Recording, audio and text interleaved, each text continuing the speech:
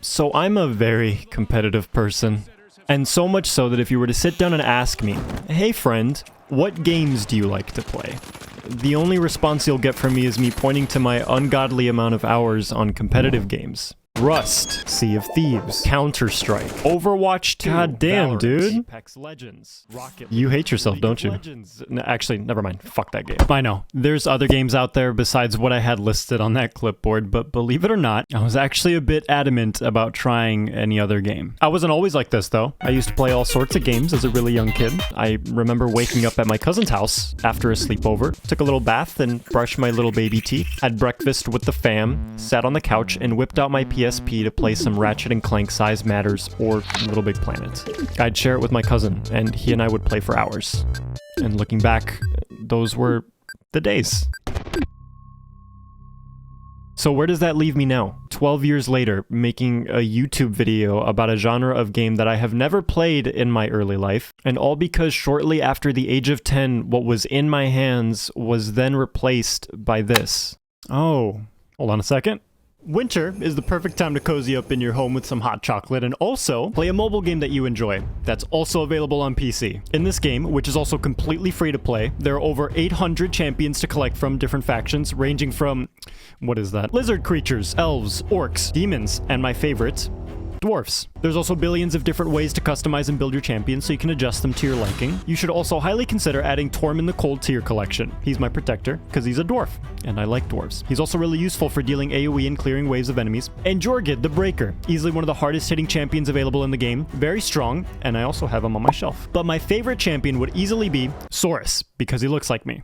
I'm just kidding, I wish I looked like that. Also, check out these graphics. No bad quality here. And since it's the holidays, Raid also has a present for you to unwrap. The Cursed City update is one of Raid's biggest features since the Doom Tower, with 100 stages to complete, including stages where you need to take down 2 Raid bosses at the same time. Complete its quests, and you can get your hands on a mythical champion. Also, make sure to click my link in the description or scan my QR code only via my link. You'll get 2 epic champions with my link. Not 1, but 2 at once. First is Lightsworn, a very strong epic champion from the Sacred Order that keeps your team alive. And the second is Epic Juliana after reaching level 15, an epic champion and a boss killer from the Sacred Order. And once you're in, you can come find me under the name Angel, and then you can join my clan, Angel's Playground, and we can be legends together. So hit my link in the description, and I'll see you on the battlefield, friend. I'll bring my nutcracker. Yeah, it wasn't actually a phone that made me not want to play these.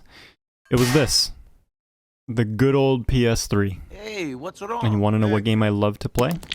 Bullshit. Say what you want about video games not influencing children, but these are the only types of games I play now. And not once did I ever stop to think, you know, what if there's other games out there that don't make me feel like I've just finished a 30-day Mr. Beast challenge, only to find out that it's actually not Mr. Beast, it's Nick-A30 who gives you 5 million in V-Bucks for winning.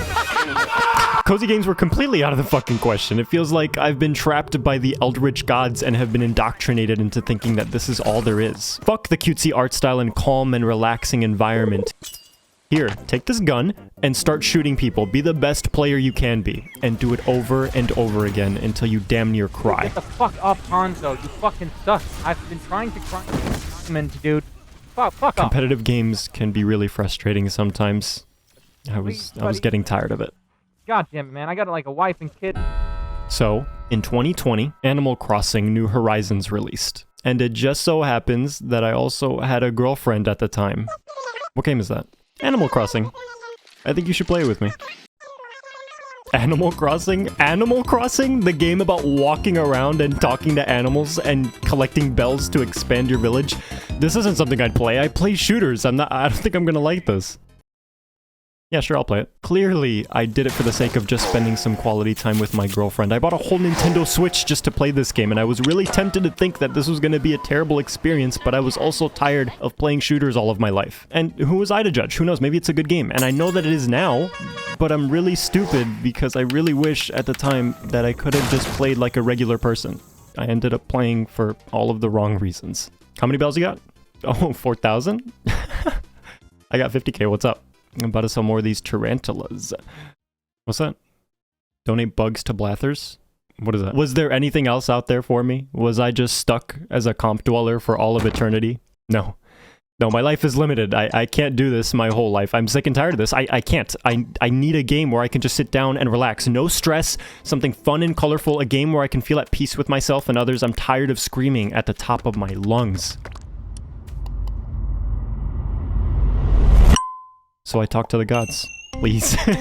Please, let me play something else. Holy fucking shit, I'm tired of this. I want something different. And don't tell me to go outside again. I swear to God, if you do, just recommend me something else, please. What do you got for me? Oh.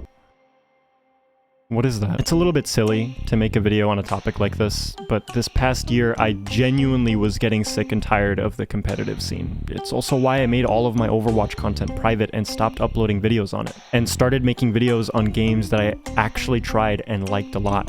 And that includes even the ones that I thought weren't well suited for me. One of them being this cute little game. You're a little guy or gal on an island. The more you expand your island, the more enticing it is for people to move in. The more crowded it gets, the more stuff you get. And in order to buy stuff, you need dinks. Dinks make the world go round. This is your currency, okay? Be frugal with them, please. I'm responsible, I swear to... Is that a fucking fly? Oh my god, it is. That was annoying. I wonder if I can sell you. How much are you worth? Probably nothing, but I'm so poor I'll take anything at this point. 72 dinks?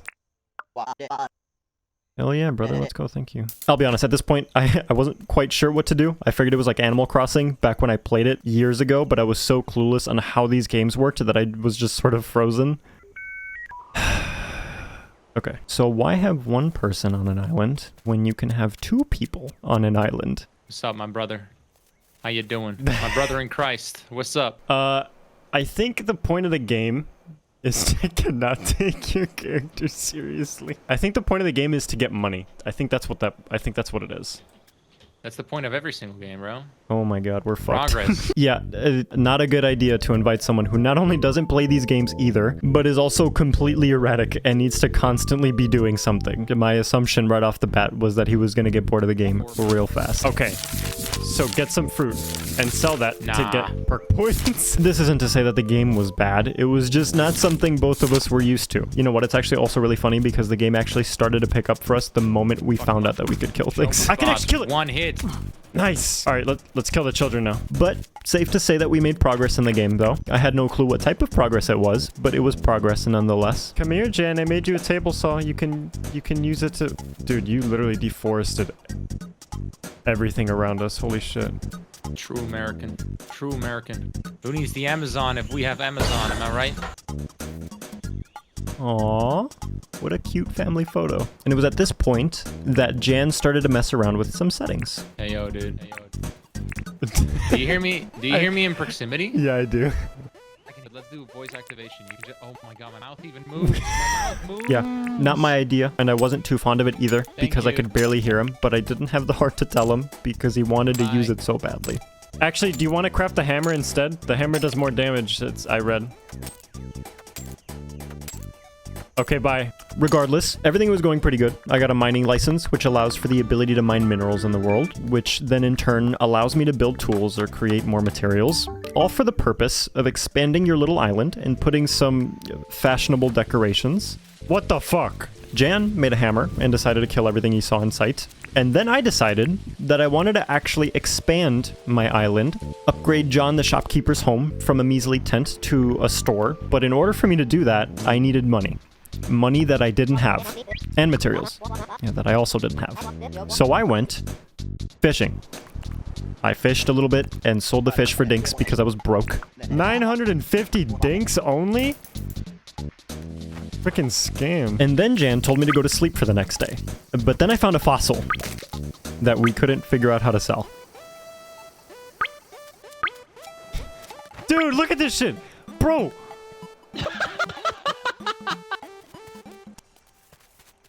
There's a huge difference in pacing when it comes to these types of games that I'm not used to. And when I say these types, I'm referring to a cozy game, which if you take a look at the tags for Dinkum, it's not there because the term doesn't actually exist on Steam. When someone talks about a cozy game, what they're really referring to is a game that allows for comfortability, something stress-free with usually a cute and welcoming art style and setting, which can be defined differently from person to person. Who knows, maybe Terraria fits in that category for you. They're mostly designed to be for everybody, to have a low barrier of entry as opposed to the stressful and skill-hungry setting that a shooter most of the time offers. A lot of people don't really want to sink hundreds of hours on a video game to progress. You can spend all day playing Counter-Strike to try and rank up, and the only progress you'll make is going from Silver 4 to Silver 2. I lied. You've made no progress. As a matter of fact, the only progress you've made is getting one step closer to an aneurysm. Dinkum doesn't do that. It makes you feel like you're being productive regardless of what you're doing, and even if you aren't being productive, it's still really fun to just do anything. Even if that means sitting around and cooking food you collected on the campfire and listening to the sound of it cooking. Or doing your in-game daily milestones to collect license points to save up for that building license you wanted. Or diving into the ocean to find shiny pearls to turn a profit at the shop later. It's really refreshing to play a game where I can just sit down and know that I don't have to worry about losing all of my items or worrying about what the next objective is to progress. And there's obviously progression, but it's not shoved in your face where you feel like you have to do it right that second. And speaking of progression, John's shop just opened up. Look! Look! Goods, John's Goods. A shop that allows us to sell the fossils I found earlier, along with some other expensive items we found. Oh my god, I'm rich. And the money was instantly used to free the debt that we accumulated to purchase John's shop. Look at us! We were doing well. And so well, in fact, that I decided to spend my time cleaning our island a bit, removing Jan's hard work and replacing it with my own. A couple minutes later, Jan decided to invite me on a boat he built for himself. And for a moment, everything seemed perfect. Just two buddies hanging about on a game that we really still had no clue how to play. Jan, there's literally nothing here. Why did we go out this far? I don't even think I could fish on here. There's no fish. There's literally no... Evidently, me and Jan never really got out of our competitive nature, even in this cute little game. No. Oh my god! Yes. What the fuck? You killed me again? Tired. You killed me 3 times. So. I think we have to go.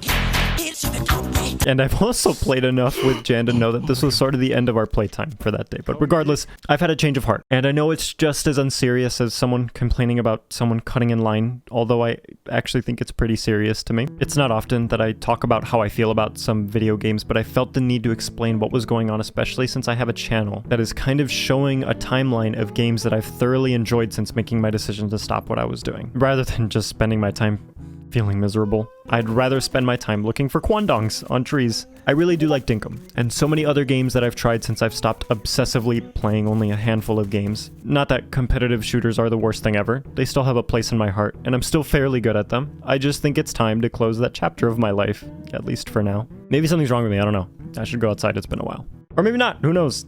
I'll be streaming a lot of games I play on Twitch very soon. And thank you to all over on my Patreon who have been supporting me in my work. If you want to find me, I'll be there. And I'll also be on my Discord, that's where I live. Links will be down in the description. You should go watch my other videos. I think they're pretty cool.